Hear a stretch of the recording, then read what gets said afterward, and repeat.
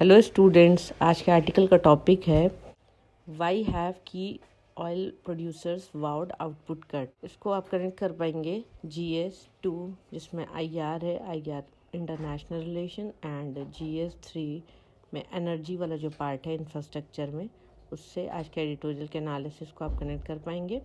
World में petroleum production है उसको कट किया जा रहा है ताकि प्राइस स्टेबल रह पाए, क्योंकि ऑनगोइंग प्रेडिक्शन है कि वर्ल्ड में रिसेशन आएगा। तो क्या स्टोरी है वो देखते हैं। मेजर जो ऑयल प्रोड्यूसिंग कंट्रीज़ हैं जैसे कि सऊदी अरेबिया, इराक, UAE और रशिया, उन्होंने अनाउंस किया है कि ऑयल का जो प्रोडक्शन होगा उसको कट करना, और ये स्टार्ट हुआ था मई में लास्ट ईयर, और अभी एंड हुआ है 2023 तक। ये अनाउंसमेंट जो है उसका रीज़न ये था कि जो प्राइस ऑफ क्रूड ऑयल है उसको थोड़ा सा बढ़ाना। April 3 में organisation of petroleum exporting country OPEC ही डिटरमाइन करती है, सेट करती है जो वर्ल्ड का ऑयल प्राइसेस होता है। लार्जली OPEC कंट्रीज़ रेगुलेट करती हैं। 48 मीटिंग जो हुई थी जॉइंट मिनिस्ट्रियल मॉनिटरिंग कमेटी, उन्होंने एक्नॉलेज किया था कि जो क्रूड ऑयल प्रोडक्शन है वो कट अनाउंस कर रहा है, और जिसमें मेजर प्रोड्यूसिंग जो कंट्रीज़ हैं, ऑयल प्रोड्यूसिंग कंट्रीज़ हैं, ऑयल का जो प्रोडक्शन है, आउटपुट है, वो रिड्यूस करेंगे, कम कर देंगे। OPEC प्लस जो कंट्रीज़ हैं, OPEC प्लस कंट्रीज़ में जो 13 कोर मेंबर OPEC के हैं वो हैं, और 10 मेजर ऑयल प्रोड्यूसर हैं OPEC प्लस।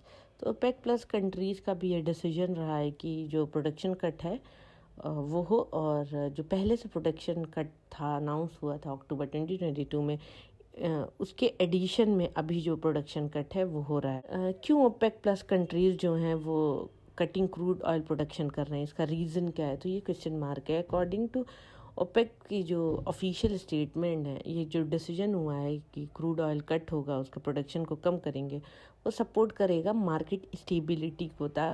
इस तरीके से प्रोडक्शन कट होने की वजह से जो मार्केट में है अनप्रेडिक्टेबिलिटी, वो कहीं ना कहीं स्टेबिलिटी के साइड जाएगी। फरवरी 2023 में रशिया ने अनाउंस किया था कि वो क्रूड ऑयल प्रोडक्शन है जो है वो कट करेगा 500,000 बैरल हर दिन के हिसाब से, जब वेस्टर्न कंट्रीज़ जो हैं क्रूड ऑयल प्राइस को कैप कर दिए थे, उसको फिक्स कर दिया था उसके प्राइस को।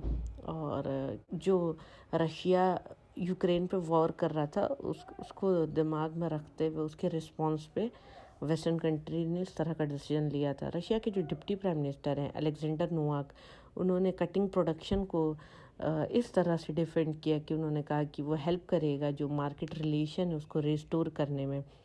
G7 ब्लॉक जो एडवांस इकोनॉमीज़ हैं वर्ल्ड में, उन्होंने अनाउंस किया कि प्राइस कैप जो होगा क्रूड ऑयल का वो $60 होगा पर बैरल रशिया की क्रूड ऑयल पर। दिसंबर 2022 में इस तरह का अनाउंसमेंट हुआ था। G7 और जितने भी EU मेंबर स्टेट्स हैं उन्होंने इस तरह का डिसीजन लिया जो कि हिट किया रशिया के जो ऑयल से होने वाले रेवेन्यू है, और इससे क्या हुआ कि जो रशिया की एबिलिटी हो यूक्रेन पे वॉर करने की वो कहीं ना कहीं कम हो जाए। यूरोपियन कमीशन के प्रेसिडेंट उर्सुला वन ने उस वक्त पर स्टेटमेंट अपना दिया कि ये हेल्प करेगा स्टेबलाइज करने में ग्लोबल एनर्जी जो प्राइस है उसको, और बेनिफिट करेगा सारी ही कंट्री को वर्ल्ड के जो करेंटली अभी हाई ऑयल प्राइस को सफ़र कर रहे हैं। इसके अलावा जो रिसेंट डेवलपमेंट बैंकिंग सेक्टर में हुआ है US और यूरोप में, वो और उसके साथ साथ उसमें इंक्लूड होता है collapse of silicon valley bank जो है उसका कोलैप्स, और टर्मोइल जो दिक्कत परेशानी आ रही है क्रेडिट स्विस में। तो ये इस तरह की चीज़ें जो हो रही हैं, अगर बैंकिंग सेक्टर में भी प्रॉब्लम हो रही हैं, तो जो ये इनकमिंग रिसेशन जो प्रेडिक्शन हो रहा है वो फर्दर इस चीज़ को और बढ़ावा दे देगा अगर बैंक में भी प्रॉब्लम आ जाएगी।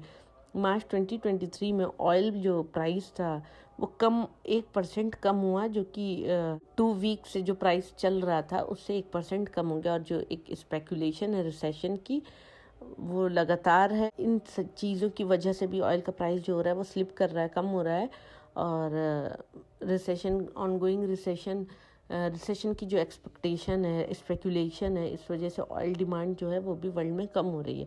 एक्सपर्ट ऐसा मानते हैं कि जब प्रोडक्शन कम किया जाएगा तो उससे क्रूड ऑयल की जो कॉस्ट है वो बढ़ जाएगी इंटरनेशनल मार्केट। अभी अचानक से ब्रेंट क्रूड और US West Texas intermediate WTI का जो क्रूड प्राइस है वो बढ़ गया और दोनों ही ग्लोबल ऑयल के बेंचमार्क हैं। और ये अभी इस तरह की चीज़ें जो ऑब्जर्व की गई हैं वो इस डिसीजन के बाद हुई है, जब ऑयल प्रोडक्शन को कट करने का जो डिसीजन लिया गया उसके बाद इस तरह की चीज़ें ऑब्जर्व हुई हैं कि उसका प्राइस बढ़ गया है। रूटर के हिसाब से प्रोडक्शन जो कट होगा वो पनिश करेगा जो छोटे छोटे सेलर्स हैं मार्केट में, जो कि ऑयल प्राइस की जब डिक्लाइन होता है तो उस टाइम पे वो बेट करते हैं, और इन लोगों को पनिश करने के लिए भी ये हेल्पफुल होगा।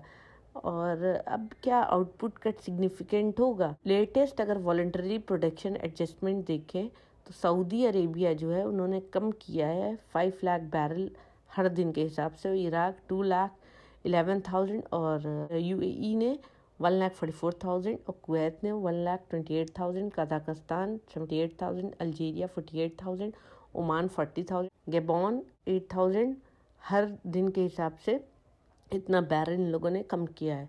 और ये जो कट है वो पहले के जो 2 मिलियन बैरल पर कट हुआ था उसके एडिशन में ये सारे कट्स हैं। और जो कट पहले अनाउंस हुआ था वो था अक्टूबर 2022। रशिया ने पहले ही जो प्रोडक्शन है उसमें कमी कर दी थी, 5 लाख बैरल अ डे हर रोज़ कम कर रहे थे इस साल की शुरुआत में ही। यूएस ने ओपेक के डिसीजन को कहा कि ये एक अनएडवाइजेबल डिसीजन है और जो उनका फोकस है वो अब भी इस चीज़ को लेकर है कि जो एनर्जी मार्केट है वो सपोर्ट करे जो ग्रोइंग इकॉनमी है उन्हें, और जो अमेरिका में जो ऑयल का प्राइसेस हो, जब लोग जाएं पेट्रोल पंप पर तो उन्हें कम से कम पैसों में पेट्रोल मिल जाए। तो ये इस तरह की जो वर्ल्ड में चेंजेस आ रहे हैं तो उस पर इंडिया उन सारे रीजंस की वजह से इंडिया की इकॉनमी या इंडिया पर क्या इम्पैक्ट होगा। अगर वर्ल्ड एनर्जी आउटलुक 2021 के डेटा को देखें तो इंडिया का जो रैंक है 3rd है वर्ल्ड के क्रूड ऑयल इंपोर्ट में। इसका रैंक 21 है क्रूड ऑयल प्रोडक्शन में और 26 है नेचुरल गैस प्रोडक्शन में। तो इस तरह की जो डिस्पैरिटी है दोनों रैंकिंग में वो दिखाती हैं कि किस तरह से डिपेंडेंसी है ऑयल की, ऑयल इंपोर्ट पर अपनी एनर्जी जो रिक्वायरमेंट है उसको पूरा करने के लिए। इंडिया का जो क्रूड ऑयल इंपोर्ट रशिया से है वो एक अपनी नई हाइट पर पहुंच गया है फरवरी दिस ईयर, जो कि हर दिन के हिसाब से 1.6 मिलियन बैरल बढ़ गया है।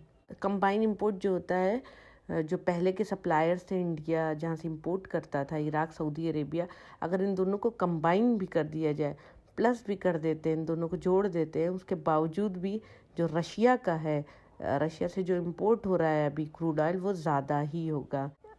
इस सेम टाइम पे अगर देखें तो सप्लाई जो इराक या सऊदी अरेबिया से है वो पिछले 16 महीने से जो सप्लाई हुई है इराक या सऊदी अरेबिया से कम हुई है। इसी वक्त में अगर जो सप्लाई इराक और सऊदी अरेबिया से हुई है वो 16 महीने में अब तक सबसे कम हुई है। रशिया की जो इंक्रीज शेयर है इंडिया के क्रूड ऑयल इंपोर्ट में वो डायरेक्ट कॉन्सिक्वेंस है जो फॉल आउट हुआ है रशिया और वेस्टर्न कंट्रीज़ का, यूक्रेन जो अटैक किया था रशिया फरवरी 2022 में, क्योंकि वेस्टर्न कंट्रीज़ जो हैं वो एक तरीके का अपने में ग्रुपिज़म कर लिए थे और वो रशिया का जो प्राइस है क्रूड ऑयल का वो कैप कर रहे थे, और ताकि वो रशिया जो है वो पैसे अर्न करके यूक्रेन पर फर्दर वॉर वेज नहीं करे। तो इस वजह से वहाँ से टर्म्स जो ख़राब हुआ और इंडिया का रशिया से क्रूड ऑयल में इंपोर्ट का रिलेशन अच्छा हो गया। यूएस और जो कंट्रीज़ यूरोप की हैं उन्होंने डिसाइड किया था कि वो क्रूड ऑयल रशिया से नहीं ख़रीदेंगे और वो इस तरीके से आइसोलेट करेंगे रशिया को इंटरनेशनल स्केल पे। और ये जो डिसीजन था वो इंडिया को एक अपॉर्चुनिटी की तरह मिला और इंडिया ने बहुत सारे रशिया से क्रूड ऑयल ख़रीदा डिस्काउंटेड रेट पर।